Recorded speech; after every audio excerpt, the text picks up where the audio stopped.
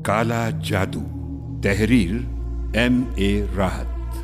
Episode 2।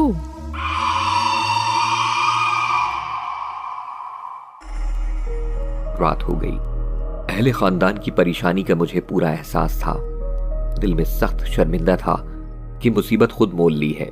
दूसरे भी परेशान हुए और अपनी जान पर भी बन गई। आधी रात तक सब मेरे करीब रहे, फिर मुझे नींद आ गई तो मुझे तन्हा छोड़ दिया गया। मगर ज्यादा देर नहीं गुजरी थी कि आंख खुल गई। मध्यम रोशनी वाला बल्ब जल रहा था। वोल्टेज ज्यादा होने की वजह से जीरो के बल्ब की रोशनी तेज हो गई थी। पहले मेरी निगाह छत पर पड़ी, जहां एक गैर मामूली तौर पर बड़ी मकड़ी चिपकी हुई थी। इतनी बड़ी वो हैबतनाक मकड़ी मैंने इससे पहले कभी नहीं देखी थी।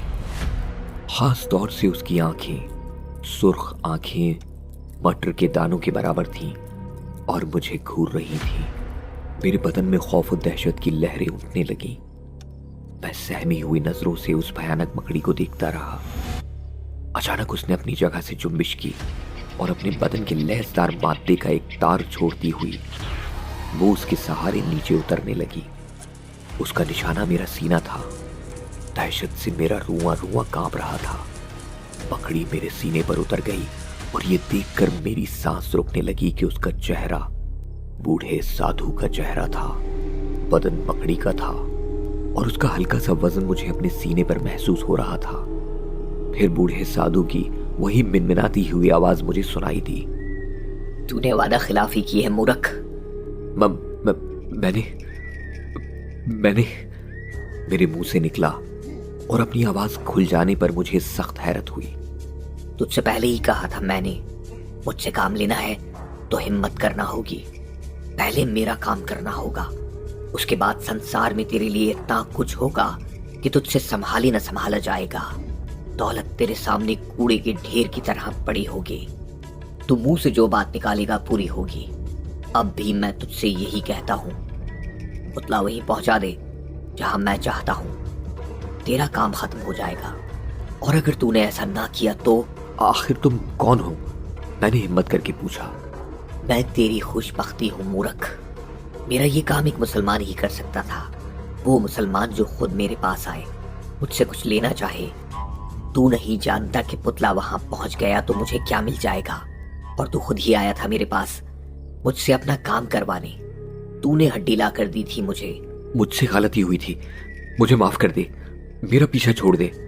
मैं एक पाक बुजुर्ग के मजार पर तेरी नजासत नहीं ले जा सकता। और फिर तुझे ही मालूम हो गया होगा कि मेरे मजार पर जाने के रास्ते बंद हो गए थे। सीढ़ियां इतनी ज्यादा हो गई थी, 10 बाकी रह गई थी बस। तेरी आंखों को धोखा दिया था मियाँ जी ने। थोड़ी सी कोशिश करके ऊपर जा सकता था। ये हिम्मत तो करनी है तुझे। नहीं साधु, मैं ये काम नहीं करूंगा। अब ये नहीं हो सकता बालक, ये तुझे करना ही पड़ेगा। सुन बालक, मैं तुझे 3 दिन देता हूँ। इन 3 दिनों में मैं तुझे समझाऊंगा और अगर फिर भी तेरी समझ में ना आया तो तू वो देखेगा जो देख ना पाएगा। खून के आंसू रोएगा तू और तेरे आंसू पोंछने वाला कोई ना होगा। जा, ठीक है, समझ में आ जाएगा। तू उसी जगह मेरे पास आ जाना और ना समझ में आए तो। इतना कहकर मकड़ी मेरे सीने से उठ गई और उसी तार के जरिए ऊपर जा रही थी। मैं उसे देखता रहा। वो छत से चिपक गई थी, फिर उसका हजम छोटा होने लगा और फिर वो एक नन्हा सा डब्बा बनकर रह गई। आहिस्ता आहिस्ता ये डब्बा खिसकने लगा, फिर एक जगह दीवार से उतरकर खिड़की के रास्ते बाहर निकल गया। खौफ और दहशत अब मेरे लिए बेमानी हो गए थे। जो कुछ निगाहों से गुजर चुका था वो खुद मेरे लिए नाकाबिल यकीन था, लेकिन कसूर मेरा ही था। इतना बेअक्ल नहीं था कि अच्छा बुरा ना समझता। लालच ने मेरी आंखें बंद कर दी थी और काले जादू का सहारा लेकर तकदीर बनाने की कोशिश की थी। किसी से कुछ कहता भी तो क्या। ठंडी आह भरकर सोच रहा था कि अब क्या करूं। अब तक शायद मैं इस काले जादू के जेर असर था और अब उससे आजाद हो गया था। बदन को ऐसी शदीद नकाहत का एहसास हुआ कि पूरे बदन में सनसनी सी फैल गई थी। जुबान तालू से चिपक गई क्योंकि पानी का एक कतरा भी हलक से नीचे नहीं उतरा था। हाथ पांव साथ दे रहे थे। पहले जो कैफियत थी वो अब नहीं थी। घर वाले बेचारे थक कर सो गए थे। अजीब सी कैफियत हो रही थी मेरी। मैंने उन्हें जगाना मुनासिब नहीं समझा। न जाने किस तरह दीवारें पकड़ पकड़ कर बावर्ची खाने तक जा पहुंचा, रोशनी जलाई और उसके बाद खाने पीने की अशिया तलाश करने लगा। खाना तैयार जरूर किया गया था, लेकिन यूं को तू रखा हुआ था। घर वाले बेचारे खुद अपनी परेशानियों का शिकार रहे थे, कोई खाना ना खा सका था। मैंने खुद ही पानी पीने की बजाय खाने पीने की कुछ चीजें निकाली और उन्हें खाने में मसरूफ हो गया। गालिबन बावर्ची खाने में होने वाली रोशनी और फिर बर्तनों की खड़खड़ाहट ने दूसरे लोगों को भी जगा दिया। वालिद साहब, उनके पीछे वालदा और वालदा के अक़ब में रियाज मामू बावर्ची खाने में पहुंच गए। उन्होंने ये हैरान कुन मंजर देखा और परेशान होने के बजाय खुश हो गए।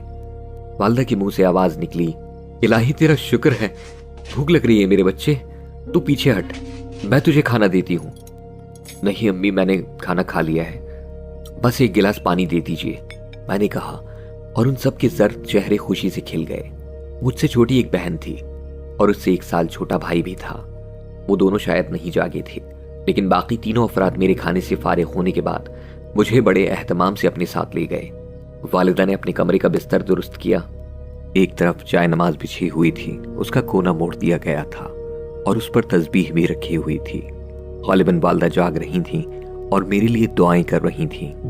वालिद साहब मुझे पुरतजस्सुस निगाहों से देख रहे थे। फिर उन्होंने कहा, बेटे अब कैसी तबीयत है? अब तो बोल सकते हो ना, हाथ पांव भी ठीक हैं? जी अब्बू। मगर बेटा कुछ बताओ तो सही कि क्या हुआ था। ये बात तो मैं पहले ही तय कर चुका था कि इन लोगों को अपनी उस गंदी हरकत के बारे में कुछ नहीं बताऊंगा। मैंने खामोशी ही इख्तियार की तो रियाज मामू बोले, रहने दीजिए भाईजान, ये बिल्कुल सेहतमंद हो जाए तो हम इससे पूछ लेंगे, दिमाग पर जोर डालना मुनासिब नहीं है। तुम यूं करो मसूद मियां, यहीं सो जाओ बाजी के बिस्तर पर। किसी किस्म की कोई गिरानी तो महसूस नहीं कर रहे? नहीं, अब मैं बिल्कुल ठीक हूँ। ये तो याद होगा ना कि तुम पीर फागन के मजार पर क्यों गए थे? वालिद साहब ने पूछा। शदीद तजस्सुस उन्हें बेचैन कर रहा था, मगर मामू रियाज ने फिर मुदाखलत करते हुए कहा, भाईजान खुदा के लिए अभी ये तमाम बातें रहने दें। आपको अंदाजा है कि कितनी मुश्किल से सूरत हाल दुरुस्त हुई है। ये सुनकर वालिद साहब खामोश हो गए। रियाज मामू हमारे साथ ही हमारे घर में रहते थे। नाना नानी का इंतकाल हो चुका था। उनकी भी बस ये एक बहन थी जो मेरी वालदा हैं। मुझसे बस चंद साल ही बड़े थे। बड़े बाहिम्मत और मुखलिस आदमी थे, लेकिन मैंने उन्हें भी अपनी कारस्तानियों की हवा नहीं लगने दी थी। बाहर तौर मुझे अफसोस था कि मेरी गलत हरकत की वजह से इन लोगों को परेशानी उठानी पड़ी थी। दूसरे दिन वालिद साहब भी दफ्तर नहीं गए। मामू रियाज ने भी छुट्टी कर ली थी। बहन और भाई भी घर पर ही थे और सब खुश नजर आ रहे थे। मेरी जिस्मानी कैफियत बिल्कुल एतदाल पर थी, बस दिल की धड़कन तेज थी और ये खौफ बार बार दिल को दहला रहा था कि कहीं वो मनहूस जादूगर कोई ऐसा अमल ना करे जिसकी वजह से इन लोगों को दोबारा परेशानियों का सामना करना पड़े। बड़ा ही पछतावा था दिल को कि अपनी ये गलत हरकत की वजह से पूरे घर के लिए मुसीबत मोल ले बैठा। दिन पुरसुकून गुजर गया, पर रात खौफनाक थी। दिल तो ये चाहता था कि अपने कमरे में ना सोऊं, लेकिन इन लोगों से कुछ कह भी नहीं सकता था। पूरा दिन चूंकि गुजारा था, इसलिए अब वो लोग भी मुतमईन हो गए थे। बस कयास आराइयां जारी थीं। अलबत्ता जब आंखें बंद हुई तो ख्वाबों ने मुझे घेर लिया। ऐसे ऐसे भयानक ख्वाब नजर आ रहे थे कि बार बार आंख खुल जाती थी। कभी मैं खुद को एक वीरान खंडर में देखता जिसकी दीवारें टूटी फूटी होती। मैं फर्श पर लेटा होता और छत से ईंटें निकलकर नीचे गिर रही होती। मैं इस खौफनाक मंजर से दहशत ज़दा होकर अपनी जगह से उठा और एक सुतून का सहारा लेने के लिए उसे पकड़ा, लेकिन अचानक सुतून ने भी अपनी जगह छोड़ दी। फिर बहुत सी इंसानी आवाज़ें मुझे सुनाई दी और मैं जाग गया। आवाज़ें दर हकीकत बाहर से आ रही थीं। मैं हैरान सा होकर अपने कमरे से बाहर निकल आया। मैंने देखा कि घर के तमाम अफराद सहन में खड़े हुए हैं। तेज रोशनी हो रही है और सामने ही बाथरूम के करीब एक बड़े थाल में कोई चीज रखी हुई है जो सबकी निगाहों का मरकज है। मैं आगे बढ़ा तो सब मेरी जानिब देखने लगे। वालिदा साहिबा दिल पकड़े हुए खड़ी थी। मामू रियाज भी सहमे सहमे से नजर आ रहे थे। उस थाल में मैंने 2 काले बकरों के कटे हुए सर और एक बड़ी सी कलेजी रखी हुई देखी। उसके चारों तरफ खून के धब्बे बिखरे हुए थे। वालिद साहब ने परेशान कुन लहजे में कहा, ये सब कुछ समझ में नहीं आ रहा। ये कहां से आया? आखिर ये हो क्या रहा है? मेरी समझ में तो कुछ नहीं आ रहा। अब बताओ क्या करें इन चीज़ों का। खुदा के लिए, ये कोई सिफली का अमल मालूम होता है, कोई हमारे लिए कुछ करा रहा है, मगर कौन? भला हमारा कौन दुश्मन पैदा हो गया? दुनिया में किसी से झगड़ा नहीं है हमारा। इलाही खैर, ये हमारे घर को क्या हो रहा है? वालिदा साहिबा रुंधी हुई आवाज में बोली। बहन भाई भी सहमे अंदाज में खड़े हुए थे। वालिद साहब ने रियाज मामू से कहा, मियाँ रियाज, हिम्मत करना होगी, मैं उठाता हूं इन चीजों को। चलो खामोशी से इन्हें बाहर फेंक दें, पड़ोसियों को खबर हुई तो न जाने क्या कयास आराइयां करेंगे। मामू रियाज बहुत बाहिम्मत थे, फौरन ही आगे बढ़कर वो थाल उठा लिया। वालिद साहब ने दरवाजा खोला और रात की तारीकी में दोनों बाहर निकल गए। मेरी जुबान पर ताला लगा हुआ था, बहुत कुछ कहना चाहता था, पर न जाने जुबान क्यों खामोश थी। जागती रातें तो अब मुकद्दर बन गई थीं। इस पुरसुकून घर में मुसीबत का बीज तो मैंने ही बोया था। एक खबीस सिफली अमल के माहिर को मैंने अपना घर दिखाया था। उसने जो कुछ कहा था उसका पहला नमूना पेश कर दिया था। घर वाले उन्हें याद कर रहे थे जिन्हें कभी उनके हाथों तकलीफ पहुंची थी, मगर ऐसा कोई याद नहीं आ रहा था। सब मुसीबत का शिकार थे और मेरा दिल रो रहा था, क्योंकि उनकी मुसीबत का बाइस मैं था। मैंने इस गंदगी को पूरे होश व हवास के आलम में मज़ार पर पहुंचाने की कोशिश की थी, पर अब मैं किसी को क्या बताता। वो बेचारे खुद भी कोई फैसला ना कर पाए। जूं जूं वक्त गुजर रहा था, मेरी कैफियत खराब होती जा रही थी। बहन भाई सहमे हुए थे। मामू रियाज और वालिद साहब सख्त परेशान थे। दूसरी रात भी भयानक थी। रात भर हमारी छत पर धमा चौकड़ी मची रही। बिल्लियों के रोने की आवाजें सुनाई देती रहीं, और ये आवाजें दरो दीवार से बुलंद होती महसूस होती थीं। मामू रियाज, वालिद साहब और मेरा छोटा भाई अख्तर डंडे लिए छत पर और सहन में भागते फिरे, मगर एक भी बिल्ली नजर नहीं आई थी। सुबह को एक और दहशतनाक वाकया पेश आया। छोटी बहन शमसा गुसलखाने में गुस्ल करने गई तो उसकी दिलदोज चीखों से सबके कलेजे दहल गए। और तो कोई उसके पास न जा सका, पर वालदा गुसलखाने में दाखिल हो गई। शमसा बेहोश होकर गुसलखाने में गिर पड़ी थी। वो सर से पांव तक खून में डूबी हुई थी। न जाने किस तरह वालिदा साहिबा ने उसे चादर में लपेटा और उसे बिस्तर पर लाया गया, मगर वो बिल्कुल जख्मी नहीं थी, बल्कि खून की फुहारें शावर से निकली थीं। दूसरे नलकों को चेक किया गया तो सबकी टोंटियों से खून बह रहा था। मामू रियाज ओवरहेड टैंक की तरफ भागे, मगर टैंक में शफाफ पानी के सिवा कुछ नहीं था, क्योंकि बाद में नलों की टोटियां भी साफ पानी उगलने लगीं। मगर वो खून अपनी जगह एक मुस्तहकम हैसियत रखता था, क्योंकि जहां वो गिरा था अपनी खासियत के मुताबिक जमता जा रहा था। वालिदा साहिबा हवास बाख्ता हो गई। शमसा को भी मुश्किल से होश आया था और उसने यही बताया कि जो ही शावर खोला उससे खून की धारें उबल पड़ी। गर्ज इस घर में परेशानी के सिवा कुछ ना रहा। मैं सकते के आलम में था। खास तौर से परेशान ना होने की तलकीन की जा रही थी, क्योंकि वो लोग मुझे बीमार समझ रहे थे, मगर ये मैं ही जानता था कि ये बीमारी उन सब के लिए मैं खुद खरीद कर लाया हूँ। वालिदा साहिबा ने कहा, ये घर छोड़ दो, खुदा के लिए ये घर छोड़ दो। यहाँ कुछ हो गया है। हम सब किसी खौफनाक मुसीबत में मुब्तला होने वाले हैं। मेरा दिल कहता है हम किसी बड़ी मुसीबत का शिकार होने वाले हैं, मगर हम कहाँ जाएं? वालिद साहब ने हैरत से कहा, जंगल में जाकर पड़े रहेंगे। कौन दुश्मन हमारे पीछे लग गया है?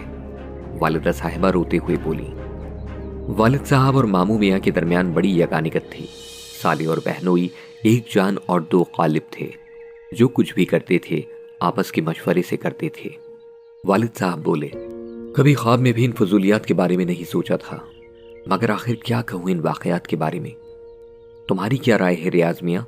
मैं तो खुद हैरान हूँ भाईजान, लेकिन एक बात दावे से कह सकता हूँ, ये सब कुछ शुरू उसी दिन से हुआ है। उनका इशारा मेरी तरफ था। क्या बता सकते हो मसूद मियाँ? तुम खुद भी जहन दौड़ाओ। अगर कोई इशारा मिल जाए तो तुम उस दिन पीर फागन के मजार पर क्यों गए थे? वहां बेहोश कैसे हो गए थे? मेरे जहन में सब कुछ ताजा हो गया, मगर साथ ही यूं महसूस हुआ जैसे किसी का हाथ गले पर आ पड़ा हो।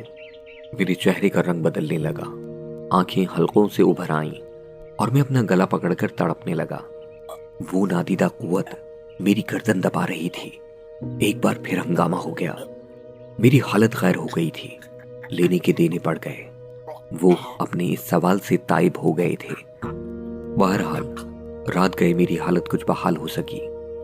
परेशानियों के दिन, परेशानियों की रातें, सारा कारोबार बंद हो गया था। कोई ड्यूटी पर नहीं जाता था। मैं भी गोशानशीन हो गया था। इस दौरान मैंने कुछ तजुर्बात भी किए थे। मसलन अपने ऊपर बीतने वाले तमाम वाक़यात कागज़ पर लिखने की कोशिश की। कलम में स्याही गायब हो गई। कई नए बॉल पॉइंट आजमाए मगर किसी ने चल कर ना दिया। दूसरी बार में मेरी उंगलियां अकड़ गईं और तीसरी बार मेरी आंखों से रोशनी गायब हो गई। बिलाखिर खौफजदा होकर मैंने ये कोशिश तर्क कर दी थी। यूं भी 3 दिन गुजरने के बाद एकदम पुरस्कार खामोशी छा गई थी। कोई ऐसी बात नहीं हुई थी जो हैरानी का बायस होती, लेकिन घर वालों के हवास गायब थे। बहन भाई को पढ़ने नहीं भेजा जा रहा था कि कोई हादसा ना पेश आ जाए। मामू और वालिद दफ्तर नहीं जा रहे थे कि घर में कुछ ना हो जाए। उस सुबह नाश्ता करते हुए मामू रियाज ने कहा, भाईजान आपको हकीम सईदुल्ला याद है? वालिद साहब चौंक पड़े, फिर किसी कदर पुरजोश लहजे में बोले, भाई खूब याद आए वो तुम्हें। वाकई इस वक्त वो हमारे बेहतरीन मददगार साबित हो सकते हैं। हकीम सईदुल्ला मुझे भी याद थे, एक दीनदार बुजुर्ग जिनसे हमारी कदीम शनासाई थी। पहले हिकमत करते थे, तजुर्बे के साथ साथ रूहानियत भी थी। बेटे जवान होकर उम्दा मुलाजमतों पर लग गए तो मतलब ख़त्म कर दिया, मगर अब भी फी सबीलिल्लाह ख़ास ज़रूरतमंदों का इलाज मुफ्त किया करते थे।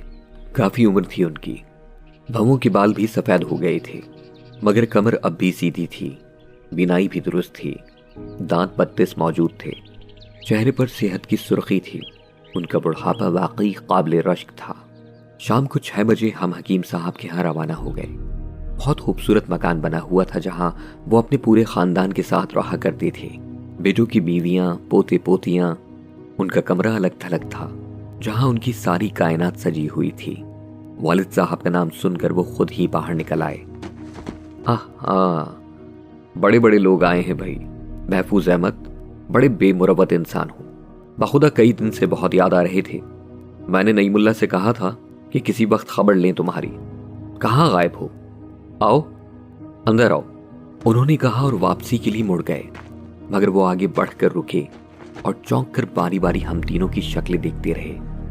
फिर बोले, कोई और है तुम्हारे साथ? जी नहीं। क्यों? वालिद साहब ने पूछा। नहीं, वो किसी कदर उलझे हुए लहजे में बोले। आओ। फिर वो हमें अपने कमरे में ले गए। फरीद मियाँ। 9 साल का बच्चा एक अंदरूनी दरवाजे से दाखिल हो गया। बाहर देखना कोई आया है क्या? ठीक है, जाओ और चाय के लिए कह दो। बच्चे के जाने के बाद वो मुस्कुराकर बोले, ये पुरस्कार आमद बाप बेटे और साले की बेवजह नहीं हो सकती। कोई काम है मुझसे? जी सईदुल्ला साहब। मियाँ जी बेधड़क बताओ क्या बात है? बड़ी मुश्किल में फंस गए हैं हम लोग सईदुल्ला साहब, अल्लाह रहम करे। क्या बात है? वालिद साहब ने पूरी तफसील से सब कुछ बता दिया। सईदुल्ला साहब पूरी तवज्जो से सब कुछ सुन रहे थे। आखिर तक तमाम तफसील जानने के बाद वालिद साहब ने कहा, इनकी वालदा कह रही हैं कि घर छोड़ दिया जाए। अगर मैं घर किराए पर। सईदुल्ला ने होंठों पर उंगली रख कर उन्हें खामोश कर दिया। वो कुछ पढ़ रहे थे। फिर उन्होंने चारों तरफ फूंके मारी और फिर ठंडी सांस लेकर बोले, नहीं मियाँ, ये बेकार बात है।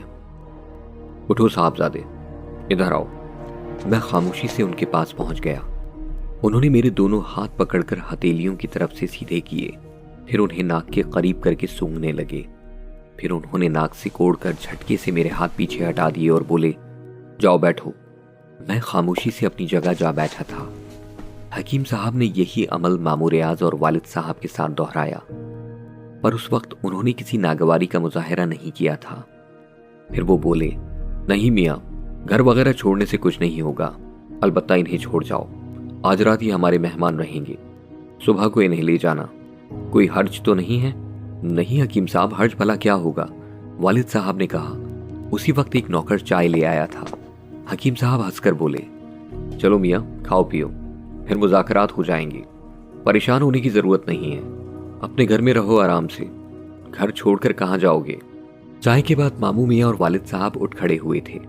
हकीम साहब ने उन्हें वहीं से खुदा हाफिज कहा और फिर मुझसे बोले,